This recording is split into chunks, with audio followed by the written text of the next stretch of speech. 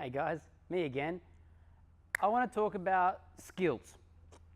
I see so many athletes work really hard to gain a certain skill, muscle ups or pull-ups, butterfly pull-ups, double unders especially, which is the one we're talking about today. Once you get double unders and all you do is double unders all the time, you usually can't do single unders anymore. Single unders, double unders, they're all tools that you gain or skills that you gain. Keep the tool in your toolbox. Don't just throw it out once you don't think you need it anymore. Keep it in the toolbox and use it.